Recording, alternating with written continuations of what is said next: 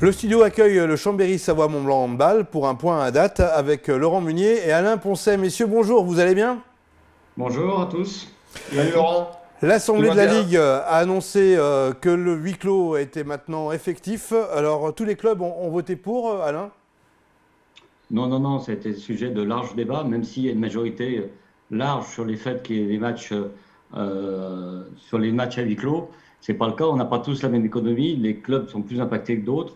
Les clubs comme Chambéry, comme Cesson, comme Aix-en-Provence, et je ne vais pas tous les citer, qui ont beaucoup de partenaires et beaucoup de public surtout, sont beaucoup plus impactés. Donc c'est beaucoup plus difficile, plus facile aux clubs qui sont moins impactés de s'opposer au huis clos, quoi. Donc ça a été un large débat.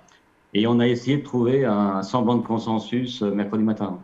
Quelle est la position du président Alain Poncet sur le sujet? Eh ben, à la base, on était franchement contre. Au final, on s'est abstenu parce qu'il y a un certain nombre de conditions qui se sont mises pour essayer. Il faut travailler ensemble, quoi qu'il en soit. Si c'est en opposition, on n'y ira pas. Donc, on a obtenu le fait que ça soit, qu'on ait des matchs à huis clos, mais qu'on puisse peut-être en supprimer un ou deux et qu'on puisse trouver des solutions intermédiaires. Donc, c'est tout le travail qu'on est en train de faire actuellement pour limiter l'impact. Laurent, que signifient ces mesures pour le club? C'est des mesures, il va falloir qu'on joue nos matchs à huis clos donc, au phare, ça va être compliqué. Il va falloir bien sûr qu'on reste en contact avec un maximum de personnes, hein, nos partenaires, nos abonnés, le grand public. Donc c'est des mesures restrictives, il faut qu'on garde le lien bien sûr avec tous les gens qui nous suivent depuis maintenant pas mal d'années. Donc ça impose des nouvelles idées, des nouvelles façons d'appréhender les matchs. Et puis, pourquoi pas voir après si on peut essayer de remporter des matchs plus tard. Donc, On a pourtant un beau terrain de jeu avec la nouvelle académie pour jouer. Pourquoi ne pas aller à l'académie? Alors, il y a plusieurs raisons, hein. Déjà, par rapport aux matchs télévisés, les deux prochains matchs sont télévisés, donc BeIN ne peut pas filmer à l'académie dans des conditions normales.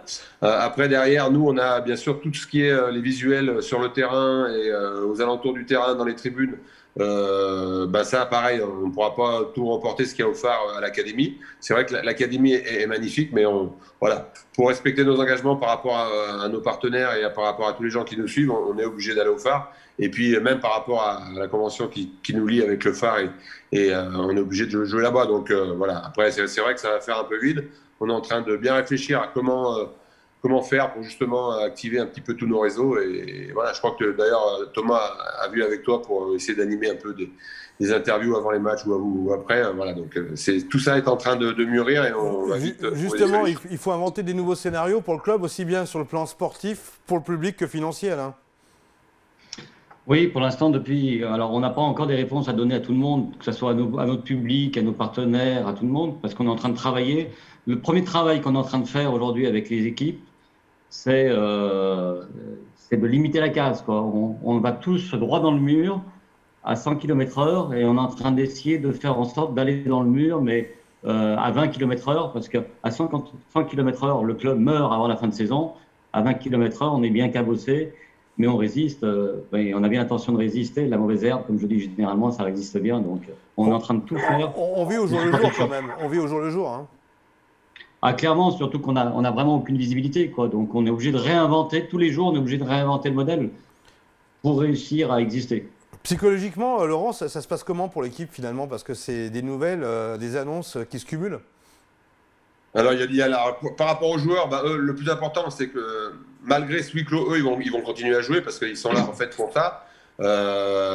Même si le fait de jouer, ce n'est qu'une partie en fait, on va dire, de leur salaire ou de leur rémunération, ils n'ont plus les contacts avec les partenaires, ils n'ont plus les contacts avec le public, avec nos fan clubs. Donc voilà, c'est peut-être aussi là-dessus qu'on va voir avec le ministère pour nous aider. Après, psychologiquement, les mecs ont envie de jouer. C'est toujours un petit peu compliqué parce que là, le premier match contre Nantes, on avait eu 11 joueurs qui étaient atteints qui étaient au Covid et qu'il y en a seulement 3 ou 4 qui vont reprendre la semaine prochaine. Donc, il y en a 4 qui vont arriver 2 jours avant. Donc voilà, c'est encore une nouvelle préparation. C'est compliqué. Bon.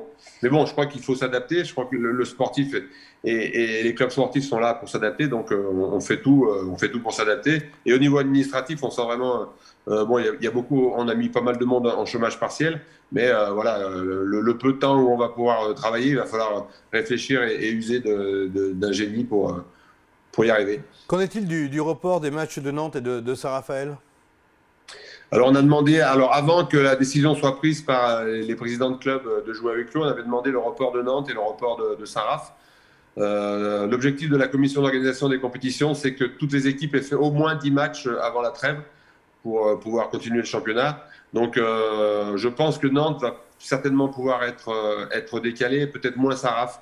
Mais voilà, donc on attend la réponse d'ici aujourd'hui ou demain de la commission d'organisation des compétitions. Alors, il faut garder le rythme au niveau des... Oui, oui, Alain, pardon. On a un double problème par rapport au report des matchs chez Nantes, c'est que, entre autres, économiquement, plus on met des matchs à huis clos, plus c'est compliqué. Et aussi, un match comme Nantes, nos joueurs sortent du Covid et ce n'est pas des bêtes de foire. Donc, la santé et la santé sanitaire de nos joueurs est primordiale pour nous. Donc, on est constamment pris dans l'équation entre la santé et l'économie. Et puis l'entraînement aussi, parce qu'un match, il faut affronter une équipe et il faut garder le niveau, Laurent. Bah, tout à fait, surtout qu'on voit un petit peu toutes les équipes. On parle beaucoup d'équité dans le sport et il y a beaucoup d'équipes où il y a eu peu d'arrêts d'entraînement. Hein. Typiquement, Créteil ont joué, Nantes, pareil, ont continué les entraînements. Nous, ça fait plus de 3 semaines qu'il n'y a pas d'entraînement. Les joueurs sont confinés, pareil pour le centre de formation. Donc là, les gars vont reprendre lundi pour une partie, puis les autres reprendront vendredi. Voilà, donc il va falloir faire attention. On sait très bien qu'après avoir été confiné, il y a toujours un temps pour réathlétiser. Les problèmes cardiaques peuvent arriver. Donc voilà, comme le disait Alain, on veut pas mettre nos joueurs en danger. On a très bien compris qu'il fallait qu'on continue le championnat et qu'on essaie d'aller le plus loin possible dans cette crise. Mais voilà, mais pas à n'importe quelle cause. Alors très clairement, la majorité des gens qui nous regardent aujourd'hui, c'est le public et il faut garder le contact avec le public. Alors vous l'avez dit, on va tenter des choses ensemble et j'imagine qu'il faut là aussi se réinventer le fameux mot clé du moment. Ouais, alors après on a une bonne équipe avec Thomas et ses équipes qui réfléchissent un petit peu à comment garder le lien parce que c'est toujours difficile aussi de garder le lien sans pouvoir se déplacer, sans pouvoir rencontrer les gens. Donc on est en train de voir sur tout ce qui est réseaux sociaux pour faire peut-être des petites interviews avec les joueurs avant le match ou après le match faire des résumés. Pourquoi pas aussi réfléchir avec nos partenaires à faire. On est en train de réfléchir, c'est pas encore abouti, mais une sorte de click and collect. Les gens vont pouvoir venir voir le match, on va leur donner une bouteille de champagne, une bouteille de vin, une bouteille de bière avec un bout de sauce et tout pour dire tiens ben voilà, vous allez suivre l'équipe sur Bein, ils jouent là, continuez à nous soutenir. Pareil, voir aussi avec Bein si on peut avoir des abonnements à un prix vraiment défiant toute concurrence pour continuer à ce que notre public et les gens qui nous aiment puissent regarder les matchs en continu. Alain, j'aimerais un regard un peu plus large que la team Chambé. On pense à tous ces amateurs qui jouent au handball en Savoie et en Haute-Savoie, des clubs d'Aix-les-Bains, d'Albertville. Cette crise sanitaire, c'est un coup près pour tout le monde. Hein.